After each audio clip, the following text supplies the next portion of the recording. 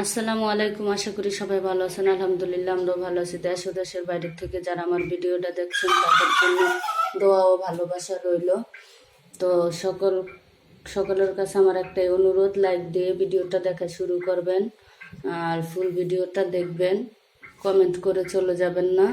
তো আজকে আপনাদের সাথে শেয়ার করব অন্যরকমভাবে রান্নাটা। প্রতিদিনই তো মাছ খাওয়া হয়, দেখা গেছে মাছ রান্না করি না হয় মুরগি রান্না করি, তো সব ভিডিও করা হয় না। হঠাৎ হঠাৎ দুই একটা ভিডিও করি, কারণ এক রেসিপি তার প্রতিদিন করা যায় না। তারপরেও কি করব, এই আজকে ডিম রান্না করব। দুটা ডিম নিয়েছি, আর এই তো পেঁয়াজ লবণ দিয়ে দিয়েছি, ডিমটা ভেজে নেব। আর পটল আলু, একটা আলু দিয়েছি আর পটল, এগুলো দিয়ে ডিমটা রান্না করব। আর এই তো উপকরণগুলো মশলা দেখেন, লবণ, মরিচ, হলুদ, আদা বাটা, রসুন বাটা, জিরা, ধনিয়ার গুঁড়া, পেঁয়াজ। তো চলেন ডিমটাকে ভেজে নেব। তো এই তো দেখেন ডিমটাকে আমি তাওয়ায় দিয়ে নিলাম।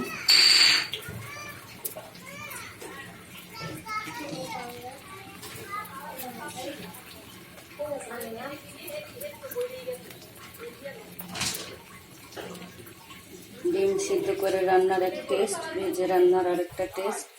তো আমার কাছে ভেজে রান্নাটা বেশি ভালো লাগে, আর সাফিনের আব্বুর কাছে সেদ্ধ ভুনা বা সেদ্ধ রান্না করলে বেশি ভালো লাগে। তো আমার ছেলেও ভাজা ডিম বেশি পছন্দ করে। আমার কাছে মাঝে মাঝে ভেজে রান্নাটা করা হয়, সেদ্ধ করেও করি, কারণ তিনজনের তিন রকম রুচি। তো সেটা আর কি বলবো, আমরা যারা গৃহিণীরা আছি তারা তো এটাই করি যে সবার পছন্দ মতো করার জন্য চেষ্টা করি। দেখুন ডিমটাকে এভাবে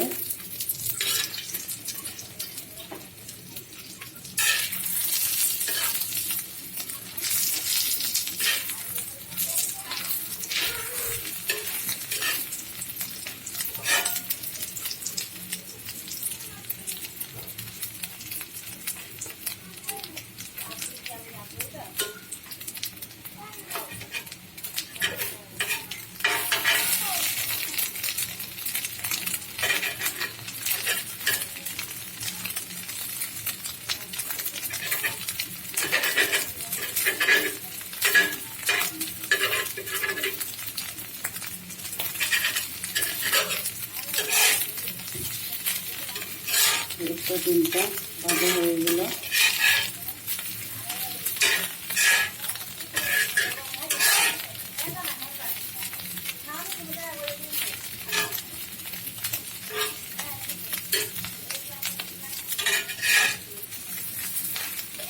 এখন আমি ডিমটাকে উঠিয়ে নেব।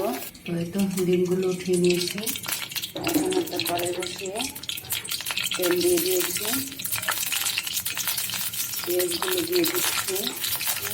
আজকে পটল আলুগুলো ভাজবো না, সুন্দর করে কষিয়ে রান্নাটা করবো।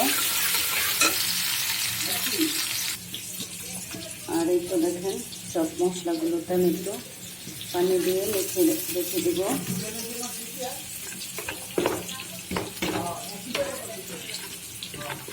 কারণ আধা ঘন্টা যদি রেখে দেওয়া যায় তাহলে এটা আপনার বাটা মশলার মতো হয়ে যায়।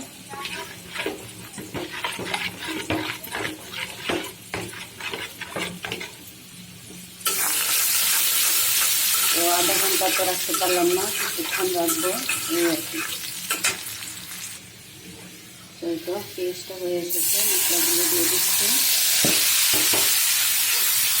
এবার সুন্দরভাবে কষিয়ে নেব। দেখেন কতটা সুন্দরভাবে কষানো হয়ে গেছে। এখন আমি পটল আলুগুলো দিয়ে দিচ্ছি। তো আপনাদেরকে আর কি বলবো, আমার ছেলে পটল অনেক পছন্দ করে। একদিন আমরা এমনিতে পটল কম খাই, একদিন পটল এনে প্রথম রান্না করতে পরে থেকে এখন সে পছন্দ করে। তো তার জন্য আমাদের আনতেই হয় আমার পটল বেশি বেশি। কী করবো, এই তো কষানোর জন্য একটু পানি দিয়ে দিলাম, সুন্দরভাবে কষতে থাক। তো সুন্দরভাবে কষানো হয়ে গেছে, ঝোলটা দিয়ে দিচ্ছি। পটল সিদ্ধ হতে একটু সময় লাগে, হতে থাক।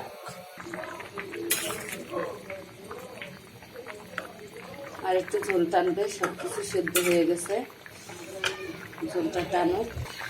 এখন অবশেষে তরকারিটা হয়ে গেল। এখন ডিমগুলো দিয়ে দিব।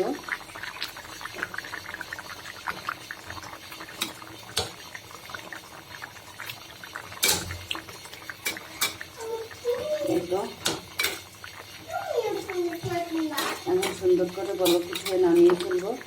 আমার ভিডিওটা ভালো লাগলে কমেন্টে জানাবেন, আর ট্রাই করতে ভুলবেন না। আসলে অনেক মজা হয় এভাবে রান্না করলে, আপনারা খেয়ে দেখবেন। না খেলে আসলে দেখতে বোঝা যায় না। আমিও কিন্তু ইউটিউবে দেখি, যদি আমার কোনো রেসিপি অন্যরকম মনে হয় সেটা আমি ট্রাই করি, তো আপনারাও করে দেখবেন।